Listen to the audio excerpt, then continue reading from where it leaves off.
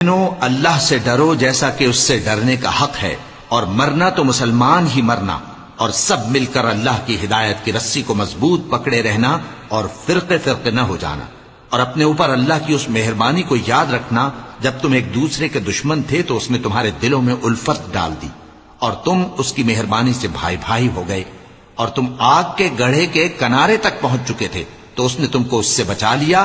اس طرح اللہ تم کو اپنی آیتیں کھول کھول کر سناتا ہے تاکہ تم راہ راست پر رہو۔ اور تم میں ایک جماعت ایسی ہونی چاہیے جو لوگوں کو نیکی کی طرف بلائے اور اچھے کام کرنے کا حکم دے اور برے کاموں سے منع کرے، یہی لوگ ہیں جو کامیاب ہیں۔ اور ان لوگوں کی طرح نہ ہونا جو متفرق ہو گئے اور صاف احکام آنے کے بعد ایک دوسرے سے اختلاف کرنے لگے۔ یہ وہ لوگ ہیں جن کو قیامت کے دن بڑا عذاب ہوگا، جس دن بہت سے منہ سفید ہوں گے اور بہت سے سیاہ۔ تو جن لوگوں کے منہ سیاہ ہوں گے ان سے اللہ فرمائے گا، کیا تم ایمان لا کر کافر ہو گئے تھے؟ سو اب اس کفر کے بدلے عذاب کے مزے چکھو۔ اور جن لوگوں کے منہ سفید ہوں گے وہ اللہ کی رحمت کے باغوں میں ہوں گے اور ان میں ہمیشہ رہیں گے۔